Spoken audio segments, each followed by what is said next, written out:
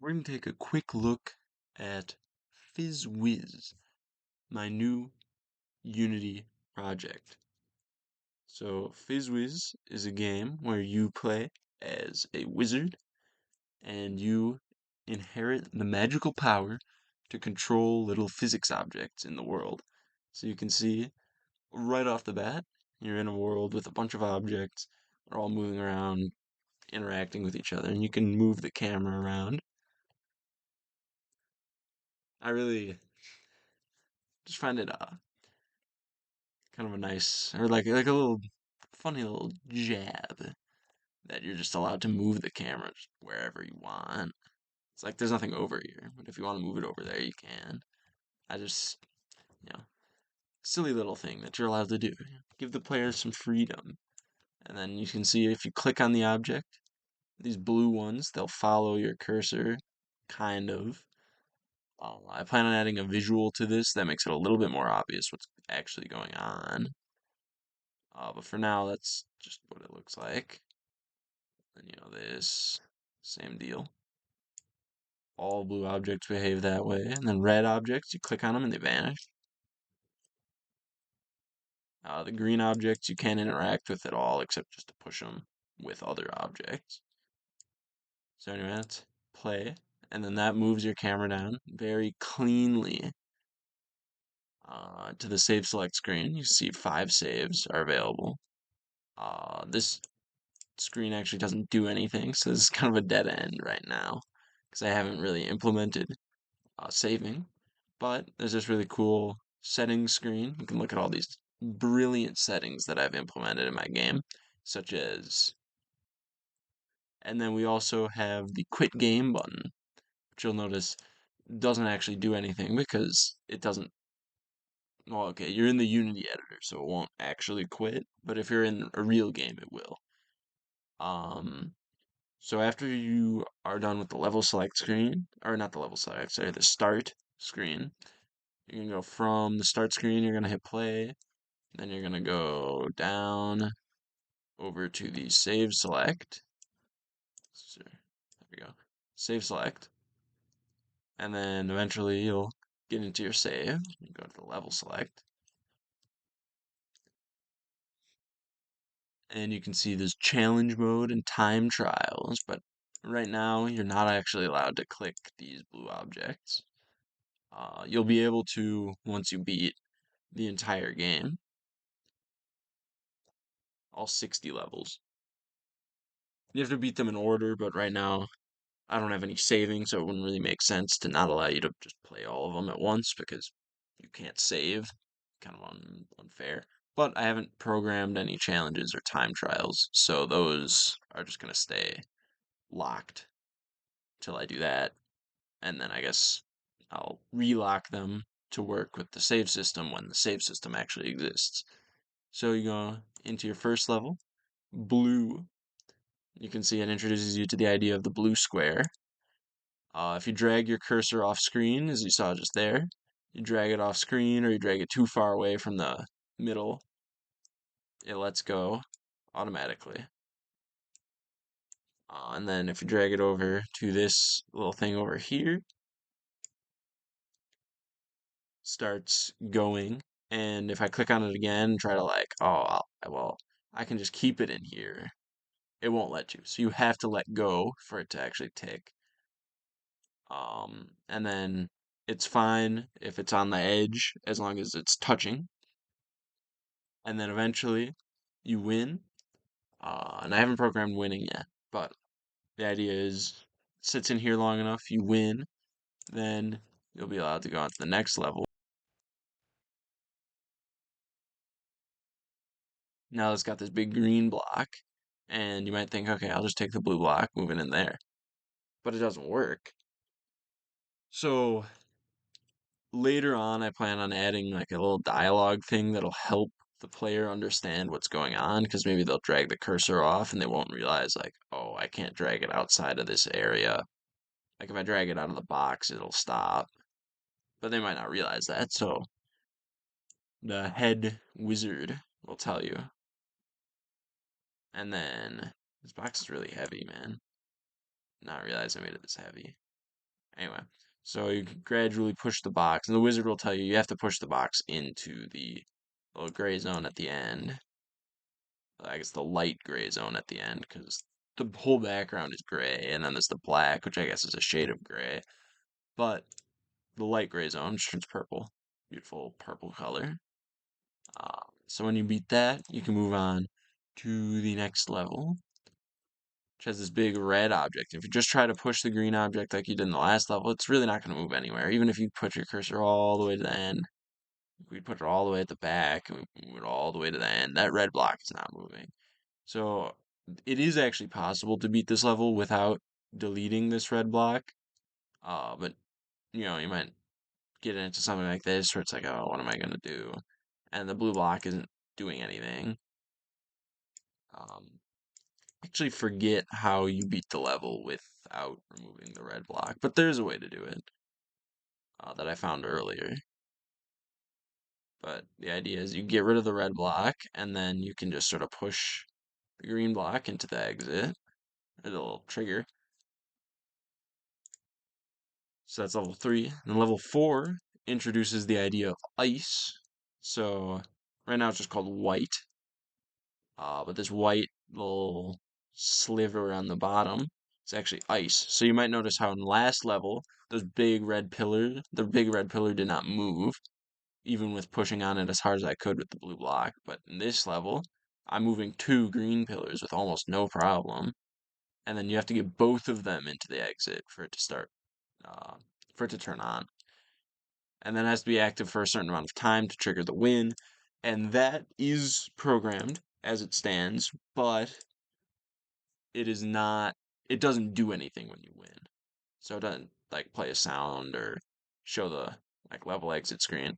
So the point of this level introduces you to the idea of full overlap trigger.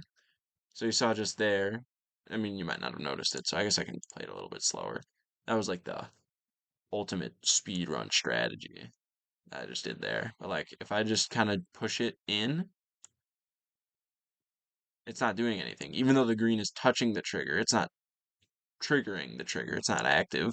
And then the moment the green stops touching this little red rim around the trigger, actually there's a separate trigger. It's an edge collider that detects the green object. And then if the edge collider detects the green object, it tells this object, don't count that object. Not confusing at all, I know. I mean, it's probably horribly programmed, but the idea is you have to be fully inside that trigger in order to count. And then this level is like, oh, well, everything you've seen so far is squares. Oh, this looks really bad. I did not realize that it looked this pixelated at this zoom. But anyway, everything you've seen so far is squares, but look at this. This is square, and it's got this triangle. And this is a circle, this is a triangle, this is like some weird trapezoid, which it actually is just a square, but don't have to tell them that. And oh no, I gotta knock the green thing in there. I gotta try to fish that out. Or really, Lord, what have I done? Okay, there we go. Damn it. Okay. I think this is the one. Yeah, this is the one. Okay. So then, yeah, you get the blue right in there. That's cool. Square no more. It's the name of that level. I think that was a pretty creative title. And then this level is kind of just like, oh, do you know how to... This one's, I guess, a little bit more precision based than the ones have been so far. So you kind of like pick one up and then you gotta stack them. But like you can't stack them just willy-nilly. So you only got 6 guys and you gotta try to get it to the top. And then not only do you have to get it to the top, but you have to get it fully overlapping. So you can't just have a guy standing up. Like, okay, now we have this guy. You can see how I clicked on it like multiple times to manipulate it. But like if I were to put this square on that other square, um, with no adjustments, and I just put it on straight vertical, then it wouldn't work. So I have to put a square up here horizontally. Or, I mean, I guess you might be able to do it vertically, but you have to put it on there horizontally for it to work. And then this is one of the reasons why you're not allowed just to click on the object, why, and the trigger detects it. The reason the trigger does not detect an object that is actively being clicked on is because you could just do something like this, where you can see I'm holding the object in the trigger zone. So theoretically, if I were to just sit here for 30 seconds doing this, then I would just win, which is dumb. You shouldn't be able to do that. So that's why I made it so that if you're clicking on it, it doesn't work, and then I let go, it starts working, but obviously it's not going to work for long enough to win. And then that's also why I made it take 30 seconds. But I'm going to implement a feature where it speeds up if you're meeting the conditions to like start winning. If you're in the process of winning, like the win timer is ticking up to 30, then gradually the time scale is going to speed up. So instead of waiting 30 seconds, you're waiting physics wise 30 seconds. But in real life, you're only waiting like, I don't know, 10 or like 5 seconds. And then it'll also have a funny side effect of any like moving platforms which can be going crazy, or anything that's like rolling will just start rolling really fast, which I think will be kind of funny. Well, I know it's kind of funny because I made this game in a different game engine earlier. Uh, but that game engine is like not great, so I stopped using it, put it in Unity instead. Unity has a lot more features that make it a lot easier to make this game. Oh, I'm a fool. I added a new feature recently where you can't move the cursor too far out of the game, like this sort of inner box. And then if you move the cursor out, you just stop holding the object, because it's kind of unfair to people who have like a lower aspect ratio on their computer or something. Like if you're playing on a 4:3 screen and then all of a sudden somebody with like a, I don't know, like 2:1 screen just comes in and can launch objects like thrice as far in the horizontal dimension. It's like, okay, that's not really fair. So I decided not to include that as a feature. So if you drag it and then you drag outside of this square, this sort of box that's made by these black lines, then it'll stop you. And I figure also a speedrun strategy for this game, if that feature didn't exist, would just be to play the game in like the tiniest window possible. Like you played in like a two. Oh, oh, this is the level that I didn't actually make. Yep, this was level 9. There's nothing in it. I even added the like level common. That's how much I've. That's how much work I've put into this level. But yeah, so a speedrun strategy would just be play with the tiniest window, and then you could drag your cursor like thousands of times, like, thousands of windows away, which would be like huge amounts of distance, which would make the spring that you control. Because when you click on this, it makes a spring from the cursor point to that like red dot. There's a spring between those. And this level introduces the concept of levels being larger than just one camera screen. But anyway, so your speedrunners are going to start being like, okay, let's just play with the ridiculously tiny aspect, ridiculously tiny window, so we can drag ridiculously far out and then get balls moving so fast that, like this level, for example, the ball started here. If I had this window tiny in like the bottom of the computer screen, I clicked on that and then I just flicked my mouse all the way to the top of the screen, I could probably get that ball to teleport straight through these two and just go right into the basket if I was precise enough. Which would obviously be a difficult strategy, but like that wouldn't be really interesting, I don't think. I think it'd be more interesting for people to actually play the game. So that's just my opinion. And then I would like to point out a couple of things on level select. So I have a feature that I've implemented where these buttons for the levels 1, 2, 3, 4, 5, so on, I did not make these manually. These were all made using code. I believe it's in here. Yeah, button manager. So the button manager has access to just the button and then the names of all of the levels that it's going to. Um, and then you can just click on any of them and it'll send you to that level. So that's pretty cool. I was very glad that this worked. So I really didn't expect to be able to do it, but Unity, very capable uh, game engine. Just a lot of stuff that I wouldn't expect to be able to do, and then I just can, and it's really nice. And then another thing is this start scene. These clouds were drawn. I drew these on my iPad, as well as these hills in the background, this wizard tower, and these mountains. They're not like beautiful. I'm not trying to be like, oh yeah, I drew these. Amazing. Because I mean, they really aren't. Especially this wizard tower. I might redo the wizard tower, but that's besides. Um, but I'm more proud of how I was able to implement them. You can see they're kind of scrolling in the background and they're layered. Some of them are going in between the mountain and the wizard tower. Some are going behind the wizard tower. Some are in front of the hills. Some are behind the hills. Some of them go in front of the mountains, although you can't. It's pretty uncommon, and the mountains are pretty low as well. So, and then also some of them are like you can see this one's kind of rotated, and then like some of them are flipped over versions of other ones. Some of them are gray, some of them are pure white, some of them are very transparent, and some of them are very opaque. And then they're all moving at different speeds. And then if we try to look outside the square, there's just nothing outside the square. So those clouds, that took a lot of effort, but I think it really paid off. Except for the fact that you could probably just use noise to generate the clouds, way less effort and way better results. But that's besides, noise schmoise. That's what I like to say. Um, what else? When you hit the play button, it doesn't let you move the camera until it's done. So there. So like I'm holding up, or I guess down. That was off, but you get the idea.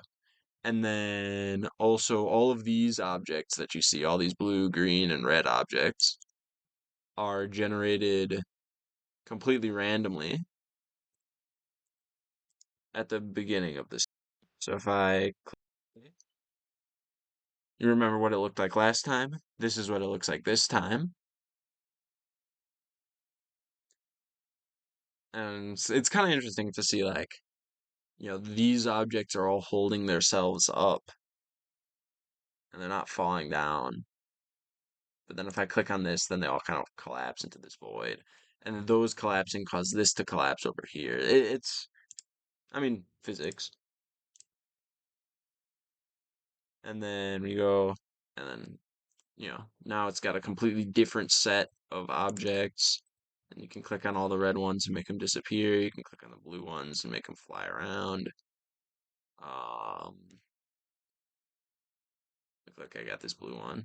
You can make the circles go really fast since they have, for the same size of a circle, they have a lot less mass than the squares do. So you can get them to move fast. It's force is mass times acceleration. So if you decrease mass, same amount of force, you're going to increase the acceleration, which is going to, in turn, increase speed, since, or I guess velocity is acceleration times time. So then that's going to go up, assuming that you have the same amount of time, which I guess you don't because you're going faster, but besides. And then you're gonna get some very fast circles, except some of them still are quite heavy. Obviously, the bigger you get, the heavier you're gonna get. But so yeah. So that's PhysWiz as it exists right now. There are a couple of features that I haven't implemented into any levels yet, and that I have to kind of work on a little bit before I can, I think.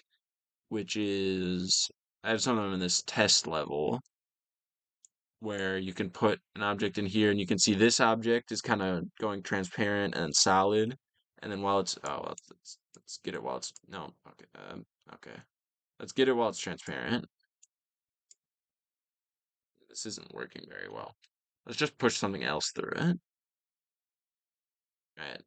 Or does this trigger it? It does, okay. So you can see while it was transparent, I pushed. See, there are a couple of issues with the system as it exists right now, but um, this thing is phasing in and out of existence. And then you can see this yellow area, which if your little object goes through the yellow area, you release it. You saw that in level 10, but I didn't really talk about it. I guess I probably should have. But okay, while that's active, also, this yellow is phased out. So phasing also works on these like background kind of objects because if I can hold on to it, notice how I'm holding on to that circle up there. Then I click on this red object, that trigger zone goes gray instead of purple, and then all of a sudden this is solid, and every time I push a blue object into it, it lets go automatically. Then the other thing is this little red zone down here. I don't remember. Okay, I guess this can trigger it. Oh, this must just be the same signal. So it just does the same thing, but in a different place, which I guess is cool. Multiple different triggers can do the same functions. Um,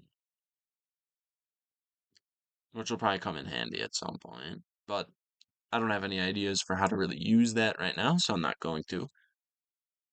If anything comes up, then I'll, seize the opportunity.